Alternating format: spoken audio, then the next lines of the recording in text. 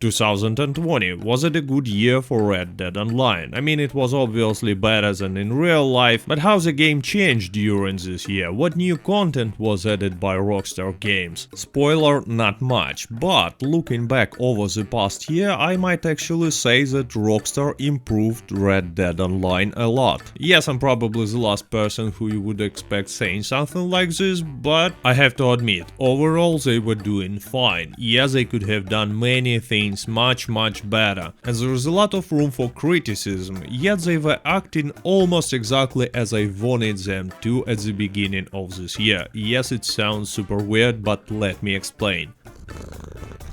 Red Dead Online met 2020 in pretty bad shape. There were still problems with optimization on a PC, and for some reason animals just disappeared on the consoles for many players, including me. It happened after snow was added to the game in late December 2019, and I just had no animals at all on my Xbox One. Plus there were some older problems that hasn't been fixed as well, like disconnects, different errors, creeps not placing a camp, and various annoying glitches like Lancaster glitch that was killing PvP for a long time. Yeah, we've just got new update, which was a Moonshiner update with a new role, even with story mission and a lot of new content, but it was hard to enjoy this new content when game was in such a terrible state from the technical point of view. I remember at the beginning of January we were making this podcast with John Sly Reckon, in which we were discussing Red Dead Online obviously, and we both agreed that Rockstar should focus on fixing bugs and problems before they will add some new content to Red Dead Online, because adding new content makes no sense when people cannot play it, cannot play the game normally. And as far as I can tell by reading comments under my videos and talking to other players, most players shared the same opinion. Rockstar should fix the game first and only after that start to add new content. And you know what, that's exactly what happened, because for the first 6 months we had nothing new in Red Dead Online, no new content, not even a spoiler of upcoming new content, nothing. But they were slowly improving game performance on PC. I personally saw this. There were no changes on a console as far as I can tell, but on a PC game became much better. And yeah, of course it's not like they take a break on purpose to fix the game. No, it happened because of the pandemic situation, and in GTA Online there were also no new content. Yet I have to admit that they use this time to make Red Dead Online to perform better on a PC. Not only Red Dead Online, but Red Dead Redemption 2 as well. Anyway, during the first half of 2020, typical thumbnail for my videos about weekly Red Dead Online updates looked like this. My thumbnails, because some other YouTubers in the same situations were using thumbnails like this one, but I'm a simple guy. If I see socks and discounts, I talk about socks and discounts. Boom.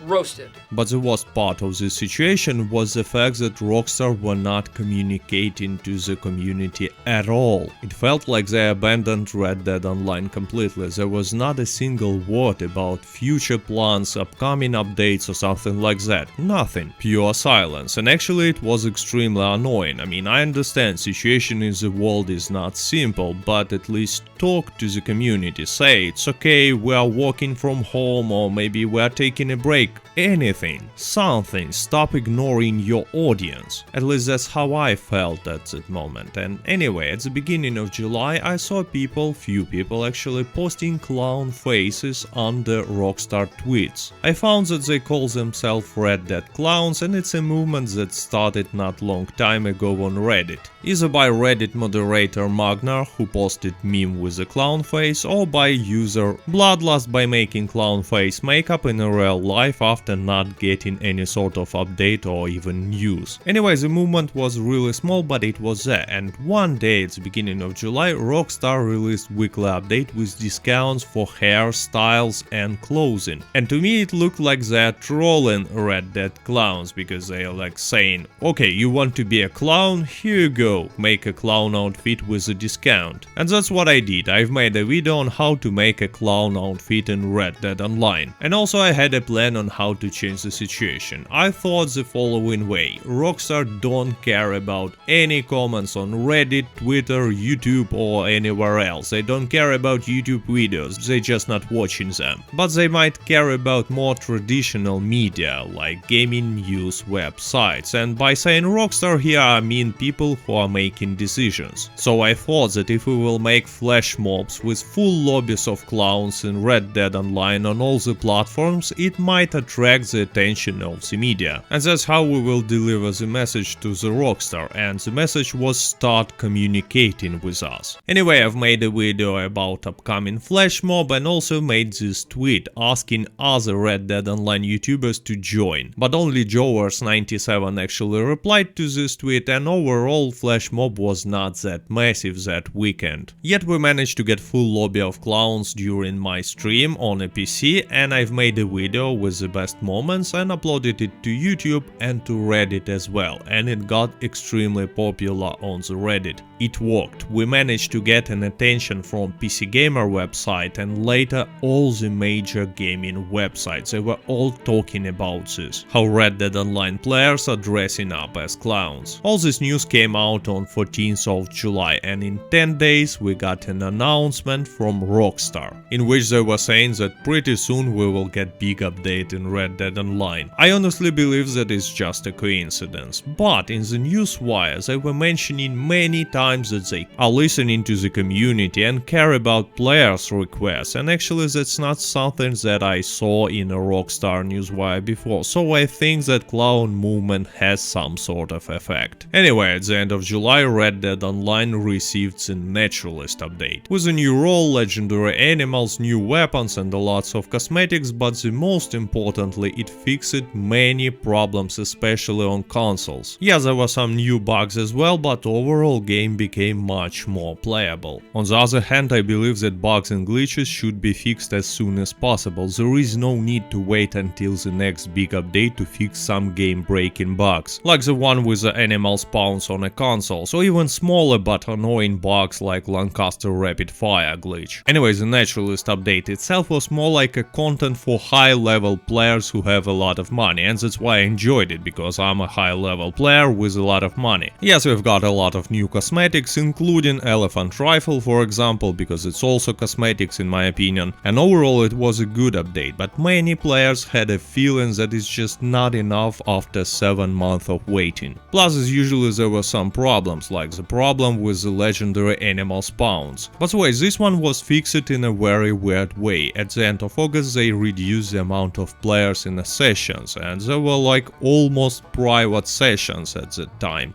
To be honest, I enjoyed these empty lobbies a lot, because there were tons of random encounters, perfect animal spawns, and game worked fine. Game worked perfect actually. Probably for the first time we saw Red Dead Online working as it should work, or as it will work when they will remove these stupid peer-to-peer connections and get some dedicated servers, which will probably never happen because Rockstar is a small indie company with no money. Later in October we received Halloween update. It was small update, nothing special, with 20 levels of an outlaw pass and lots of cosmetic rewards. And I liked the cosmetics, but what was disappointing about this Halloween update is that they again failed to make something really interesting. I mean, they even made zombie models for NPCs, but what they did after that, they just gave the zombies guns and simply copy-pasted them into this special Halloween PvP event from the last year. Nothing too creative, nothing too interesting, and the mode was okay actually, I had a fun playing it for a bit, but again I had this feeling that there is so much of a wasted potential. Last interesting thing that happened until December was this bridge glitch, and by the way, last time I've checked it was not fixed. Anyway, I personally had a lot of fun with this glitch, so I just had to mention it. And the last update happened in December. It was called Bounty Hunters update, and in the previous interviews Rockstar employees were talking about this update as something big that will implement some action-based mechanics into the game, and it will feel like the real Wild West, but basically it was was just a small upgrade for the bounty hunter's role, 10 new levels. Yes, there were a lot of interesting stuff like new and famous bounties and these new legendary bounties, which in my opinion are best legendary bounties, especially the last one. But still, update was received very poorly by the players, and there are two main reasons for that. First of all, there was no new role or new mechanics or even something small as a new weapons or ability cards. There was basically nothing new, it's just they fixed the mistakes that they've made when making bounty hunter role originally. And yeah, to me prestigious bounty hunter feels like something that regular bounty hunter should have looked like from the beginning. But basically what they did is they fixed their own mistakes and asked us to pay 15 gold bars for that. But the biggest reason why this update was so poorly received was the greed from Rockstar. Small pay-to-win elements in the Outlaw Pass and the most importantly daily challenge system nerf.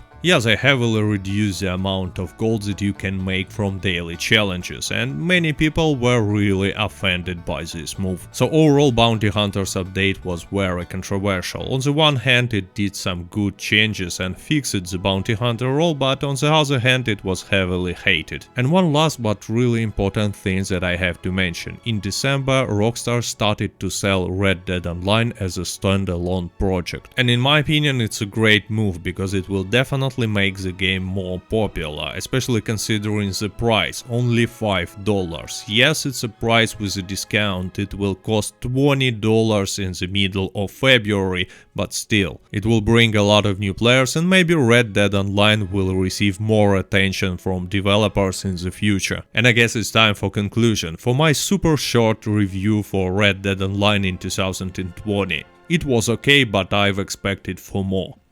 That's what she said.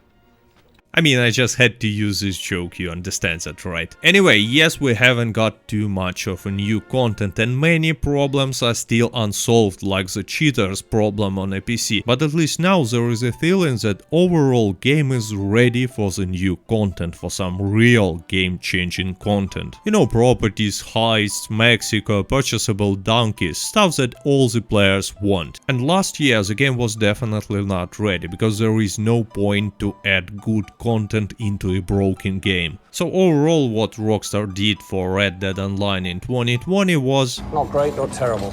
But it was only my opinion, let me know yours in the comments, and с наступающим Новым годом, which is Happy New Year. And thank you for watching, до свидания.